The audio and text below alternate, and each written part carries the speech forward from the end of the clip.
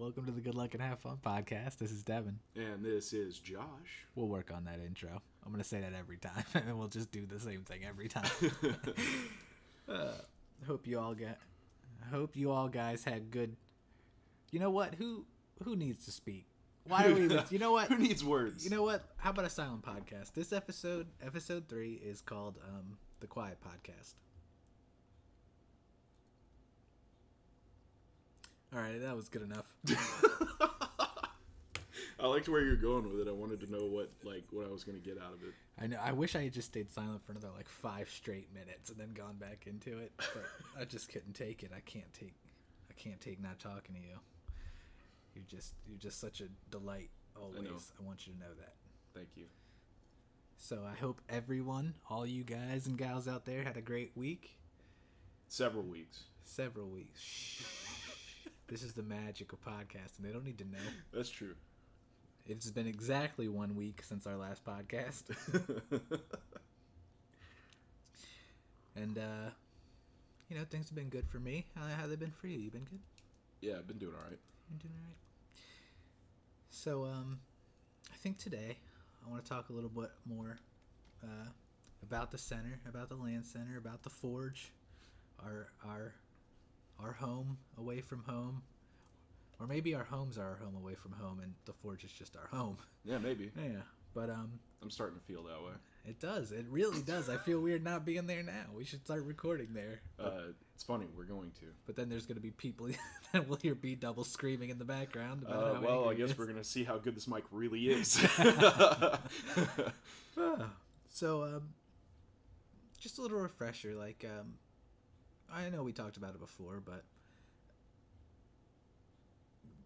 when you originally started, what you took over the business, correct? Yeah. From your friend. Yep. So let's talk about the early days. The early days of you owning the store. What were the first, let's say, 2-3 weeks like? What were the things that you were doing to get moving on once you had control of the store? Stuff that I should have done before I bought the store. Okay, that's good. So yeah. How, if I wanted to start a store tomorrow? Yeah. What would you say I should start with? What's the first step? Well, are you buying and acquiring one, or are you starting fresh? Let's say I'm starting fresh, clean slate. I decided that I want to play games with my friends, and I want other people to play games with my friends with me. Okay.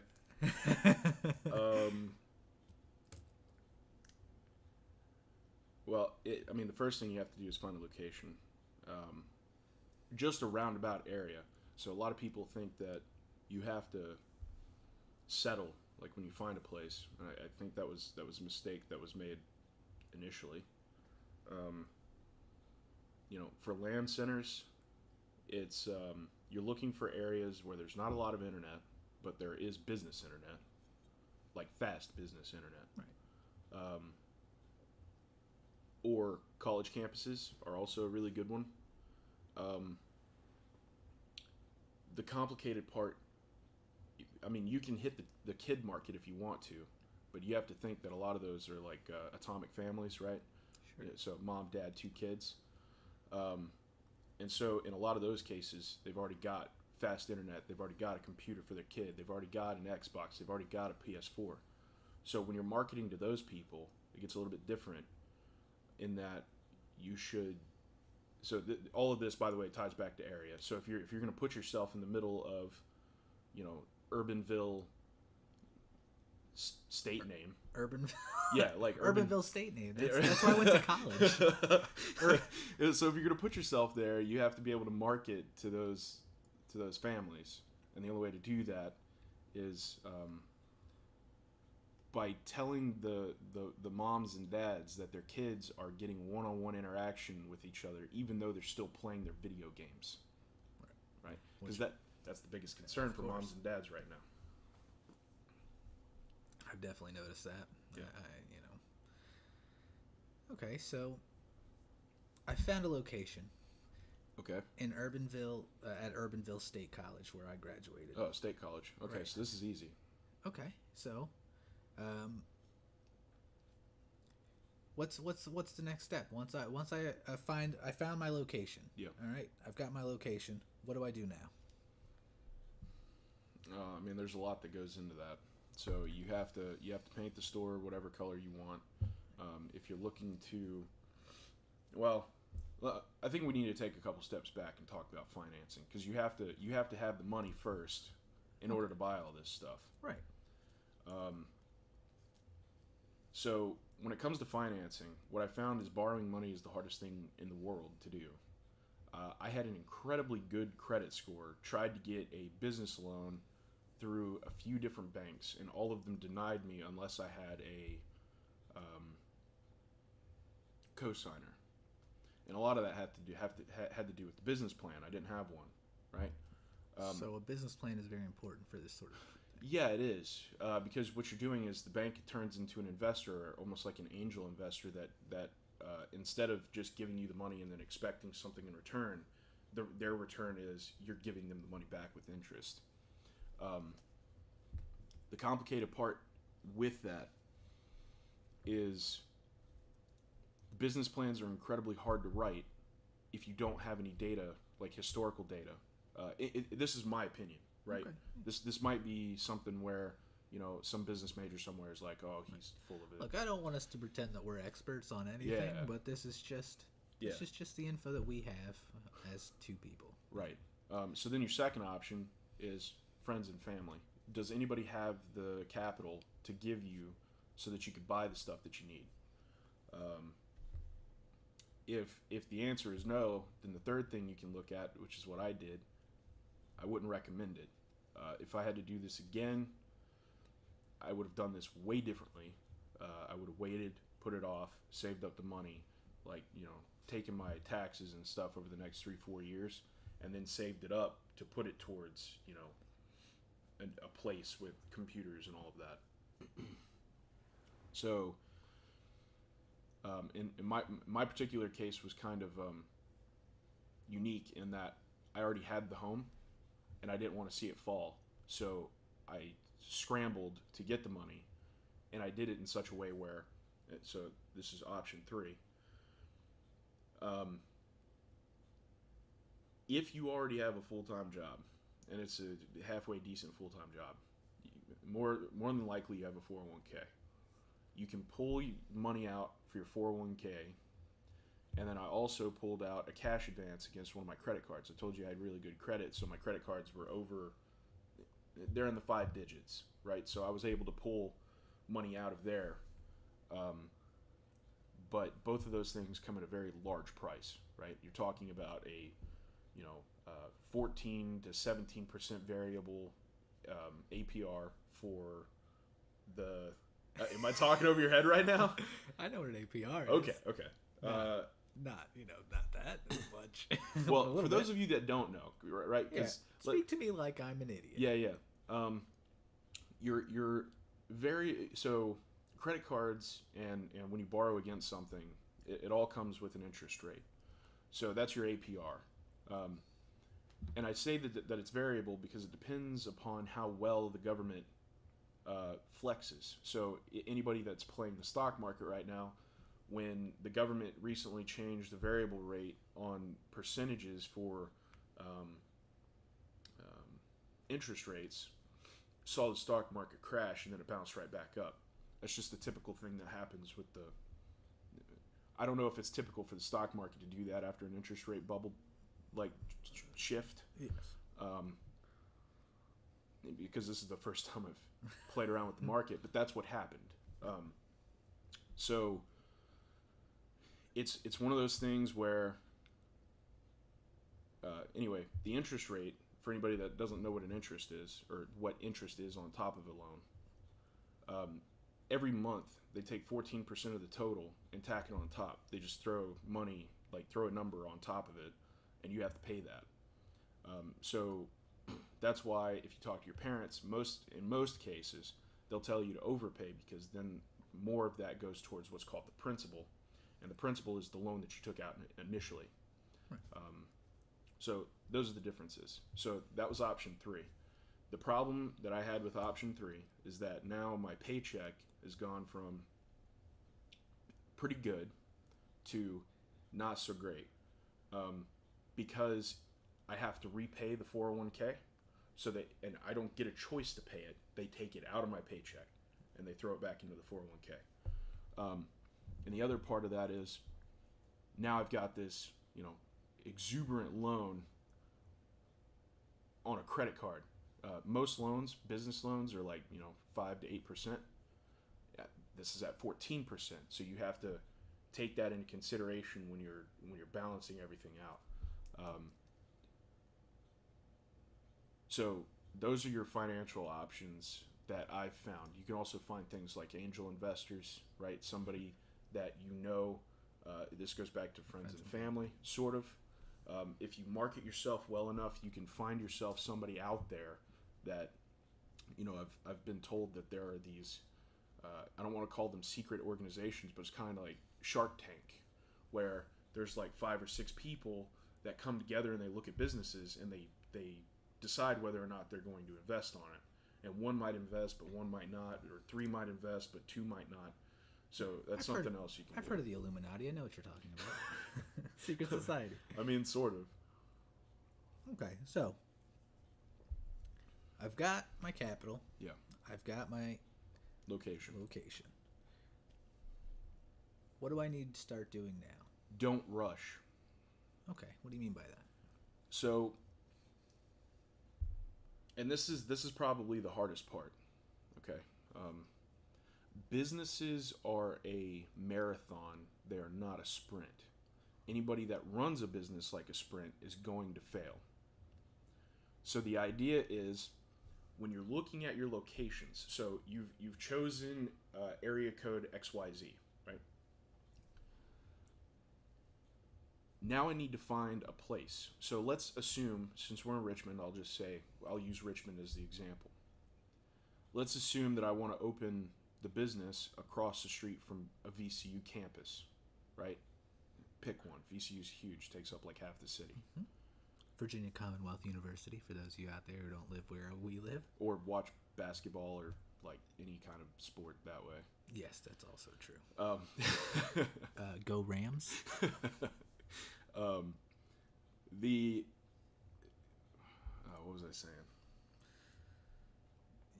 You were saying, so you want to open in Richmond. Right. So let's say I want to open it across the street from a VCU campus. So you go there, right? You talk to the realtor, you talk to the landlord, you find out how much it's going to run you monthly. And then you equate that to the space that you're getting, right? So like in downtown Richmond, it would probably run me $3,500 a month to have a smaller space than what I have now. So for reference, I have a 2,000 square foot, just about, place off of West Broad Street. However, you might only get 1,500 square feet or 1,000 square feet in downtown Richmond for $3,000. Is that worth it? Is that worth your time? Then you have to kind of poll that community to find out, maybe you're across the street from the medical center and the medical center doesn't have anybody that can play any video games. Right? Because those guys are constantly in the hospital doing stuff for their undergrad and grad type, right. So maybe they're not the best place to go.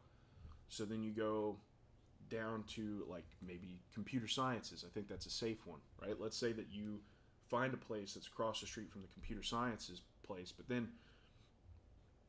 after time you realize that those guys come from money, right? And kind of put yourself in each one of those communities for a short period of time to understand who your customer base is. Okay. Right? And this is unfortunately something that I haven't been able to do in 2.5 years. The last time I did this, I went to VCU when the previous owner was just opening up the store, and we promoted Smash and fighting game community to those clubs at VCU. And so it's about time to do that again, except I want to do it more aggressively. and more inspirationally. Okay, so this leads me into the marketing aspect of getting your name out there. Okay. Right? All right. So, say we pulled the community. We found a good spot. We found right across from all the nerds, and And people with a lot of time on their hands. A lot of time on their hands. Yeah. So, we found our spot.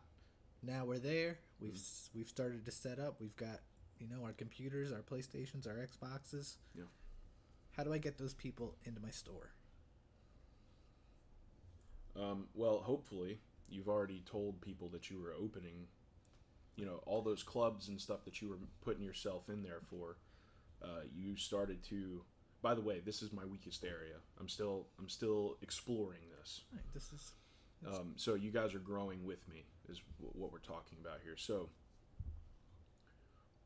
what I found is every campus has an esports or LAN center club of some kind, or a fighting game club, or you name it. There are going to be clubs, yes. Right? So the trick isn't going, and because there are clubs, they already have locations in most cases, and it's free, right? Because it's in campus. It's like after hours in a classroom somewhere. Okay, I've been there, I've done that, I've seen it. We did that with the Melee crowd. They had like 40, 50 people show up on a regular basis. We shifted that over to the Forge. We were at like 15 to 20. So the trick is to get all 40 and 50 people, or at least as many as you possibly can, right? That's your goal, to take their tournament and move it. But what you're asking them to do is move it and pay for it, right? Right. So now they not only do they have to pay for gas to get to the location, right? We're talking about college kids that don't like to spend any money. Of course. Now, for this particular scenario, however, you're already a little better off because you're across the street, hopefully from, or at least within walking distance. So then all you have to do is figure out how they're going to pay for it.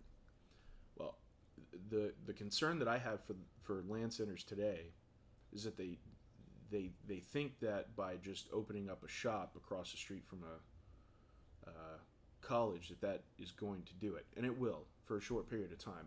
I mean, you'll skyrocket for sure, but you have to incentivize people coming in.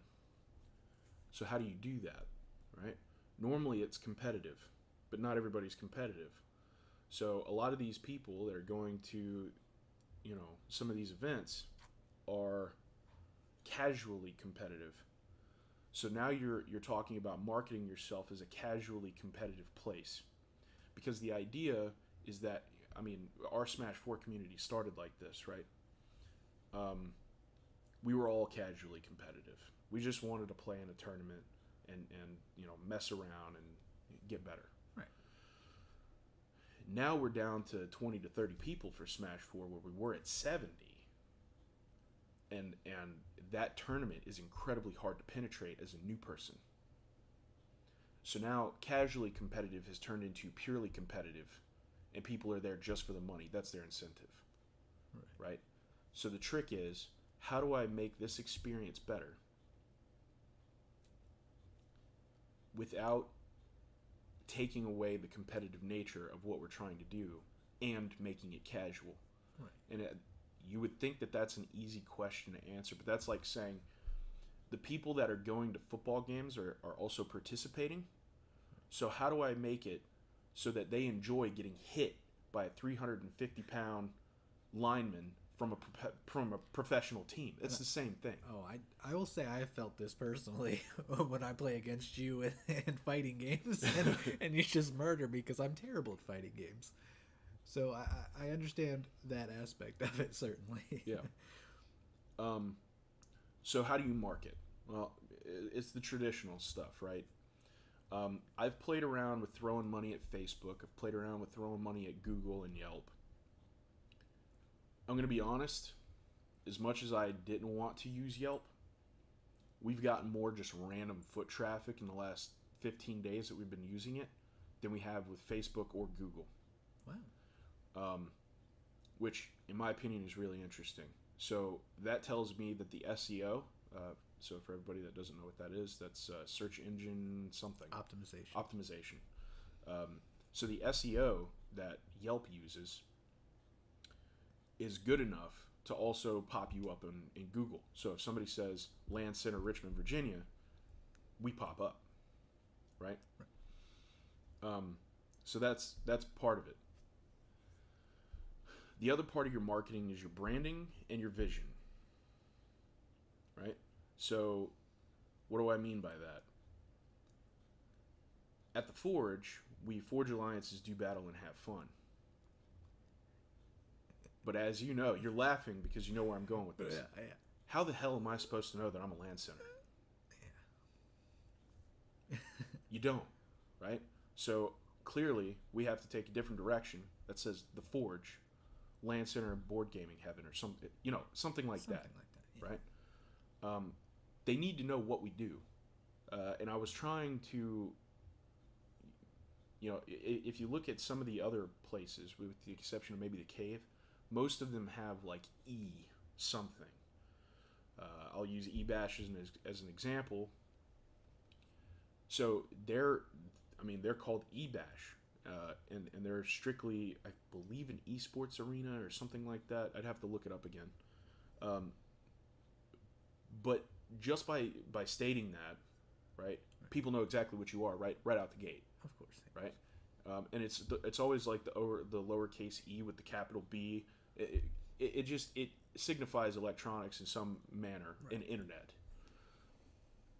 So that was a really good marketing decision by the owners or owner of eBash, was to use that. So another example, there's a, and we'll get into this a little bit more with what you use your money for next, but then you've got eBlue, who will send out a general contractor and build things out for you, right? Lowercase e, capital B, right? With a hyphen, even. That to me signifies Internet Explorer. For anybody that has used Internet Explorer since IE3 on like Windows 98, knows that E signifies Internet, hands down. Yes. Right? Okay, so now how does that all tie back into marketing? That's your face. Okay, your brand, the target market it's like a date, right? You want to impress somebody, so you dress up real nice, right? You put on your makeup. That's the name, right? You put on the clothes. That's what you are, what you're doing. And then your personality, the thing that keeps people there, is your vision, right?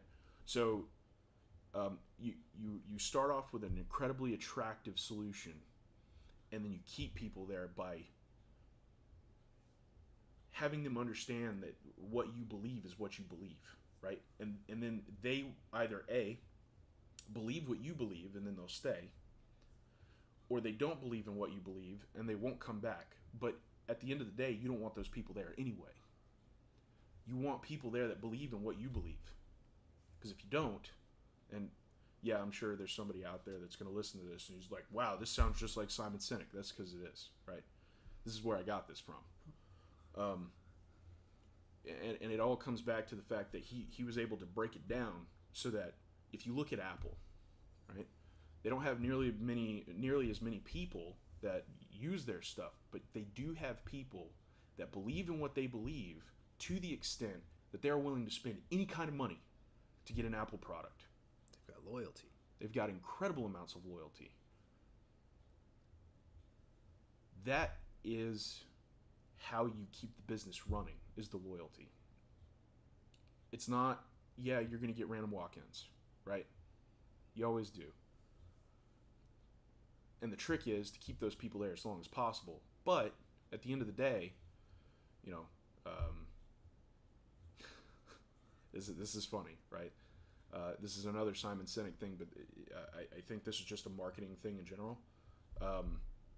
The law of diffusion and innovation, I believe is what it's called, works just like the stock market. You start off with your early adopters down here.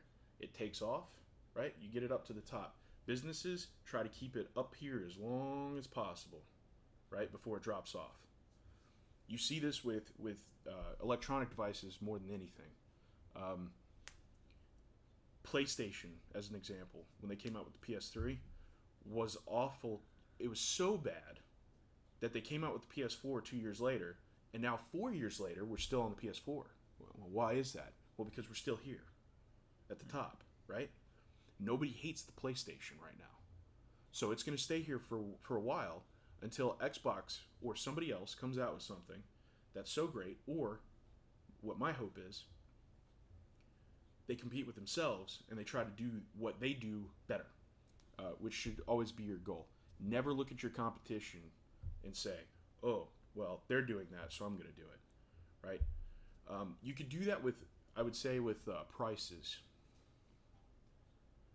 But every market is different, and to improve yourself is to say, I'm going to do what I'm doing now better while I'm also keeping competitive with the market. So think of competition as your prices, but think of self-improvement as, I just had 15 people come in here, and I didn't have 3 computers for people, so they ended up playing on the consoles instead. How can I do this in such a way that when they come in here, if they want to play on computers, they can? Well, you have a couple of options. We'll get into that later, but that's the kind of thing I'm talking about, right? You want to improve the experience of the person, at least in my eyes, right? There are going to be LAN centers out there that have a shit ton of startup capital. They just buy a ton of computers and throw them on a table with monitors and really nice keyboards, and they're going to do pretty well to start. But that law of diffusion of innovation, eventually, this is why I said marathon, not sprint, eventually you come down. So the trick is, again, to keep it as fresh as possible so that you're always at the top. So going back to other ways that you can market, and I'm sure I'm off on a tangent here, but this is why you can see now why marketing is weird to me, because everything matters. Right. Literally everything. You can put together the business cards and you can make them all nice and pretty, and the trifolds and the bifolds, right? And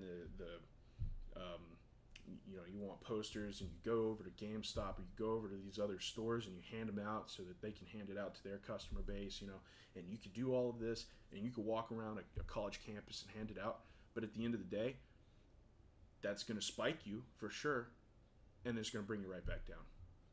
So you have to do 2 things at once. You have to give them a reason to stay when they come in, and you have to get that spike all at the same time.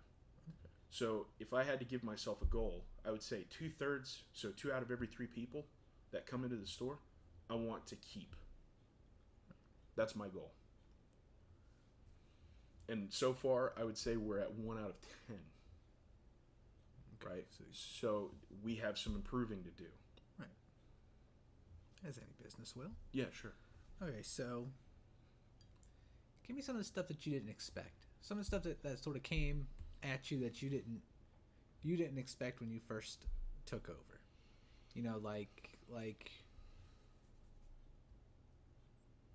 Like things like taxes and employees and things like that. Things that like with a business, you're going to be dealing with the government. You're going to be dealing with the IRS. You're going to be dealing with your local people as well. So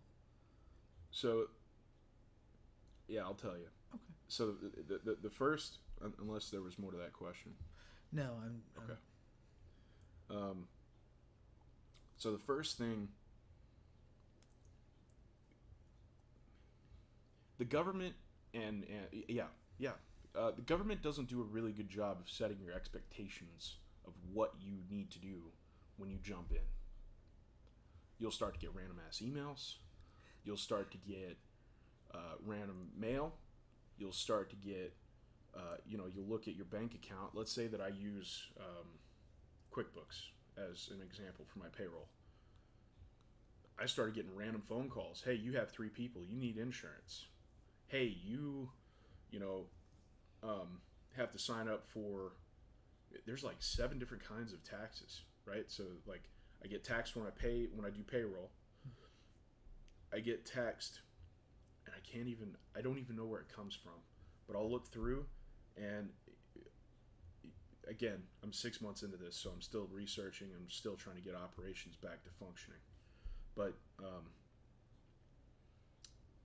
I get these like random payments that I have to put out for insurance through EFTPS. I don't even know what that is, right? But if you use QuickBooks, they sign you up for all this stuff because that keeps you compliant. Then you've got the sales and use tax at the end of the month. In Virginia, it's the 20th, and that fluctuates depending on how many sales you make. So it's a blessing and a curse. If you make a lot of sales, you pay a lot of money. If you make low sales, you don't have to pay that much. So that part of it is a complicated venture.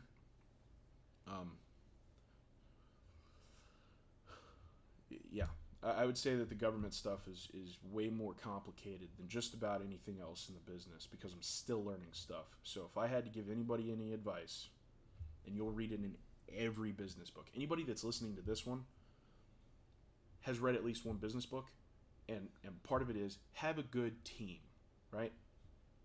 I've read that in like 7 different business books. I've been researching this stuff for a really long time, and nobody tells you about these like government tax things. You know you have to do it. You just don't know how much it is, right?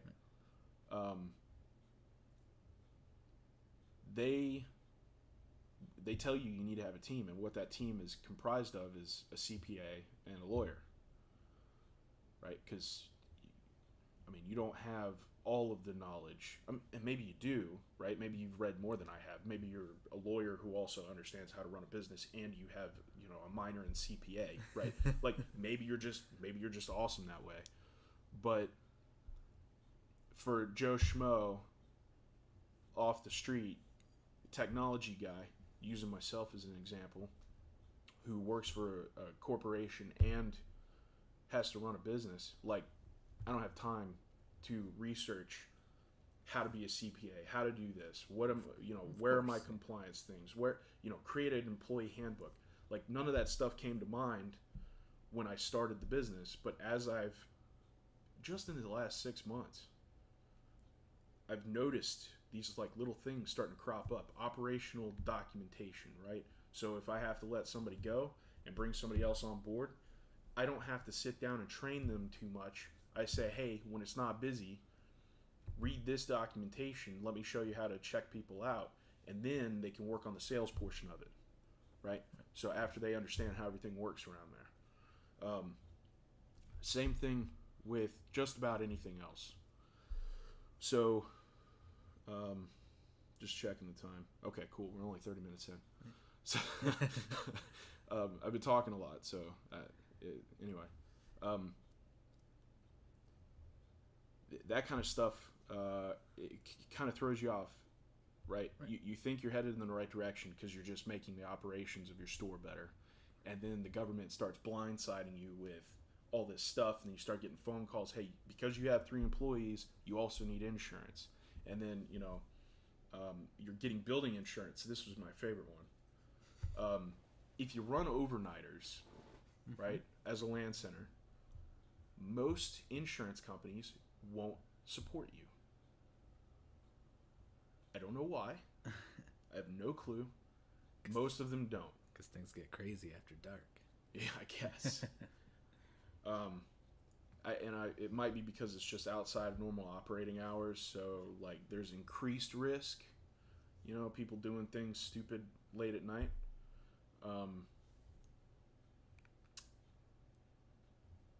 But I mean, at the end of the day, you eventually find somebody, or you do what you can to find somebody that'll insure your business. That was an incredibly complicated venture too. It was also incredibly expensive. It was about $1,000 to insure the entire year. So, it's hit or miss, right? Okay, so Now I've got my place. I've got my people coming. I've got my taxes and insurance covered. Yeah. I've got employees. Is that it? I mean, that's basically. No, I mean you could get What in. else is there? You can get deeper into it. You can start talking about, well, how much capital should I need, or do I need to start a business? And the answer to that question is variable. It depends on the size of the store. So for mine at 2,000 square feet, about 80 grand would have been nice.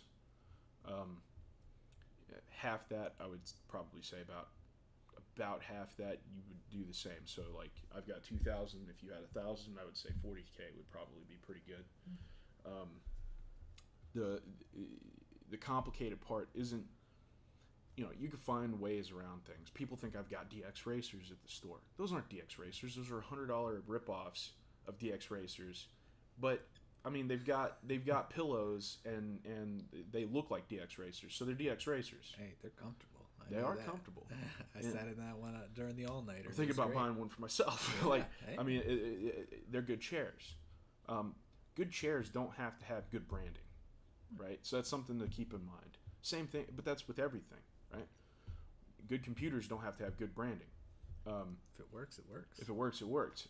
I can build, so the $1,100 machine that I built, if I would have bought that outright from somebody, would have cost me $1,300 to $1,500, easy.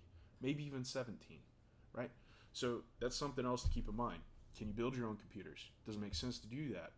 And then if you can't, then you have to start thinking about, well, can I go to a place and buy them in bulk? If you find that out, you can shoot me an email because I haven't found it yet, right? Buying computers in bulk for large corporations is easy because they, in most cases, are leased out, and then HP or Dell or whoever is your backer will cycle them out, right? But you pay an exorbitant fee for all those computers every month. You can also buy the computers outright. And generally speaking, those are going to run you, $800 a pop. But it's an HP or a Dell. Right. And a LAN center is not running No. HPs and Dells. Yeah. No, they're not. You need LED lights and like all of these. You got to look a little fancy. This coming from a guy who thinks his shop looks like ass at the moment, but I digress. The computers look great. Yeah, they do. Like when you turn them on, they glow red. It's the small things when it comes to lighting dynamics and things like that. The small things matter, but yeah, I mean, there's that you have to think about. Then there's the stuff that you wouldn't normally think about. Credit card machines, right? You can go to a bank, you can get a credit card machine. They have variable percentages where they take money off the top. My favorite are the cards that you swipe, and it's like a money back card, right? The bank takes that out of the small business. So if there's, or the business in general, if I swipe it and I get $10 back, it's coming out of the business's pocket. So you're actually hurting small businesses when you use a card like that. There's the other option. You can use PayPal, right? PayPal has a credit card system similar to Square now, or you can use Square. Personally, I like Square. It's a great system, 2.7 across the board, unless you, I forget what it is. There's one stipulation where it goes up to 3%. But I mean, every credit card system is going to skim you off the top regardless. Some are just worse than others, and it depends on the card that's being used when they're swiping. By the way, if any of this information is false, please again send me an email, because as far as I understand it, this is Once again, we are not experts. No. We're just two guys doing a podcast. I'm still figuring shit out. I haven't had an opportunity to sit down and like really read through how Square works and like understand the ins and outs of it. I'm not a pro. I just know it works for me, and it works very well. Other POSs are kind of weird. For anybody that doesn't understand what a POS is, it's a point of sale. Anybody that's worked in the food industry, I think, understands that. I know when I worked for Kroger, I didn't know that the stuff that I was clicking on was a point of sale. Like, I had no clue. They didn't call it that. So, you know, it's that kind of small stuff that starts to add up over time. Are you going to sell drinks? I mean, if you're going to sell drinks, you gotta have a refrigerator. Are you going to sell certain types of foods? Well, if you do, now you go from focusing on just getting your business license, and maybe now you need a food license, right? So there's a lot of additional things that start to open up as you explore your options. So like if I wanted to turn the counter, but like the counter space behind it, into, let's call it a cafe, right? You guys can buy coffee and like Danishes and stuff like that. Let's say I turn it into a small Starbucks, right? Now I have to go to the Food and Drug Administration and get a food license, and then I have to have somebody come in and inspect the place to make sure that it's clean enough to sell food. But then when you go back and you check with, you know, the landlord, one of the stipulations is you can't compete with your neighbor, right? Mm-hmm. So is what I'm selling by the landlord standards competing with my neighbors, right? Because at the moment I'm in between a Bonchon and a Bellacino's. So if I sell pizzas, an Italian place and an Asian place. Yes. Okay. Thank you. That's the types of food they sell, by the way. Right. So if I wanted to sell pizza, can I? Probably not. If I wanted to sell pastas, probably, because Bellacino's, even though it's an Italian restaurant, does not sell pastas. If I wanted to, however, Bonchon does, right? Certain Asian cuisine type pastas, but pastas nonetheless. So now I'm stuck with this thought of, do I go that route or not? So that's something else that you want to talk to your landlord about when you're, you know, initializing the deal.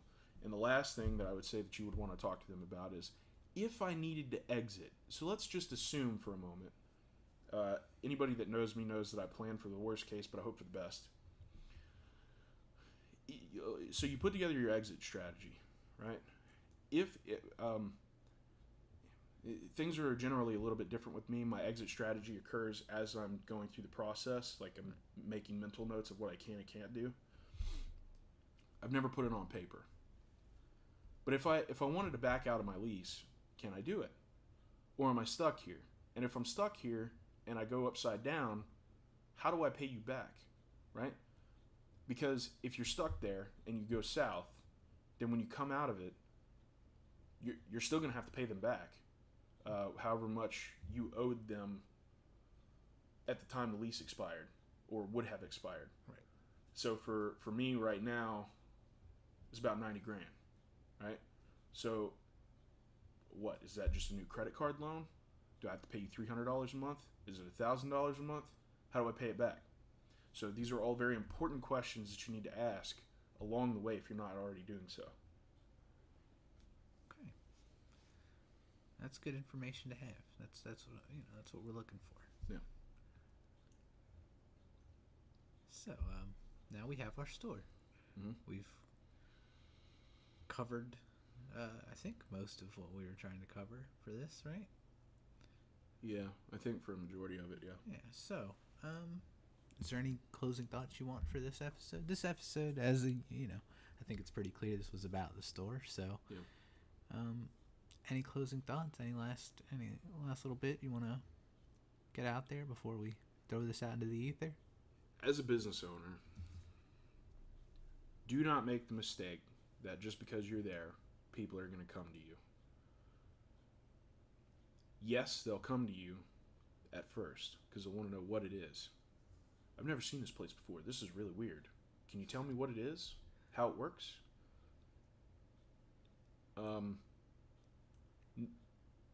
When they come in with that, your answer shouldn't be a LAN center. The answer should be whatever your vision statement is. So for me, it's to bring gamers together under one roof to enjoy friendship and to build on a community that thrives off of that friendship, right? That statement is way more powerful than me turning to my board and saying, well, for 1 hour you get $5. For 3 hours it's this much. And at that point you're just telling people how much it is to play. Right. You're not pitching the idea. So when you're marketing, make sure you focus on the vision, and then don't just make it words, turn it into action. There are a lot of companies that have these really amazing slogans, and they're the worst companies to work for. So, if your vision is the people, right? Let's say that you're an experience-based business. Then be an experience-based business. Show it, right? People think, for me, wow, this place has changed a lot in just 6 months. Well, yeah, because I'm still trying to I'm playing with the experience to see what works and what doesn't, right? Turning off all the lights where all the stations are to see if people enjoy the lights being off, or maybe it's better with the lights on. I don't know. I'll say I liked it with lights off at the all-nighter. It was pretty, it was a lot of fun. It really, I don't know, it added something to it, I think. Like, sort of, Yeah. But we could use for some additional lighting, in my opinion, right? Even with the lights off. Oh. So maybe I add more floodlights, except on the opposite side, where you've got the two computers and the floodlights up top. Maybe it makes sense to put floodlights on the other side as well, and this way the wall is illuminated, but it's not getting in your face. Yeah. Right. Mm-hmm. So it gives a little bit more, what I'm calling ambiance, to your experience. Did you come up with that word? No. I'm kidding. I'm saying that because somebody recently told me that ambiance is not the correct word to use when I'm trying to describe, well, in my opinion, ambiance. Yeah, I think that person was wrong. I think you are right. I think that's... Okay. I know exactly what you mean when you say it. All right. Well, I just wanted to clarify that I call it ambiance. Other people don't agree. And if I find that, I swear if you come up to me and tell me what the ambiance is... So yeah, come up with a vision and execute against it. The vision is more important than anything else. If your vision is to improve the experience of your customers, then, for example, if somebody comes in and they want to run a tournament out of my venue, how do I make their lives easier? Right? How do I make my life easier making their lives easier? Because if I focus on that, now I come up with these creative ideas to say, okay, we open at 12, they want to come in at 12 and start setting things up. But what if I come in at 11 and it's already set up? So then how do I get to that point? How do I know what they want? Well, I pull them in a couple days early and I say, what do you want? How do you want it to look? And we'll work with you, right? Some of the guys that ran the backyard told me that this was the best backyard that they'd ever done because it was just so easy for them to jump in and get started. So that's my goal. When people, the problem that I'm running into at the moment is the individual. How do I keep new people coming in and the individual happy enough that they continue to come in? And the simple answer to that is interaction, right? There's got to be a reason to continue to come back.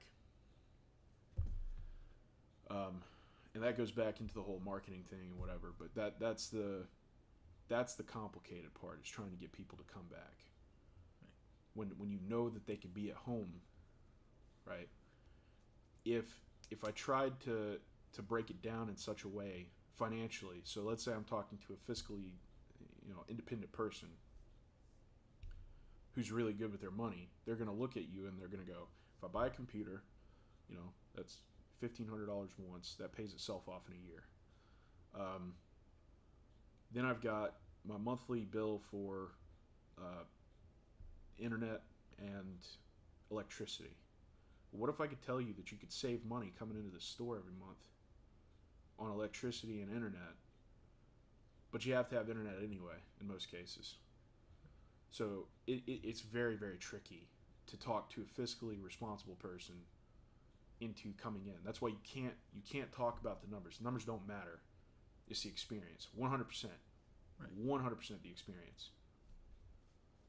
So anyway, those actionable items that I'm talking about, it's just seeing your vision, understanding it, putting it in simple terms for people to understand, and then executing against it.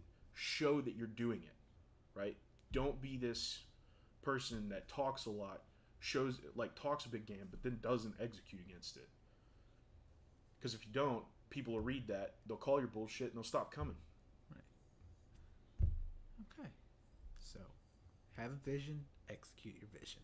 Mm-hmm. I like it. Well, this has been illuminating. I would say it had a real ambiance to it, this whole episode. Well, I hope you guys didn't hate listening to me for shit. Oh, I certainly 50 did. minutes. I liked it. And you know what? If it's just me, and that's fine. Yeah. You know. And I guess, just closing remarks, because we talked about having employees, but we didn't talk about having employees. Yeah, we did. Yeah, we go into that. Good. I'm a great interviewer. The people aspect of the business is probably the most complicated. So you have a few options. You can either choose not to deal with them, or you can choose to, as you put, my personality, is somebody who likes to, it's kind of like a lock, right? I bring people up. Right. So okay. This is something that I was discussing with you yesterday. Yeah. Personally, but what I've noticed with you is that you understand that by bringing up, what rising tide rises all boats. What is it? I can't think of it. You know what I'm saying, but it's whatever. By you get your employees to help themselves and better themselves instead of you just giving it to them. You know what I mean? Instead of just doing it. Right. Yeah. Like I've seen and I think that's a really good quality about you, is that you understand that if I just tell you, sure, you'll get it, but then will you be better tomorrow? That's the question. And if right. the answer is, I come in the next day and the answer is no, well, now we've hit this really weird place.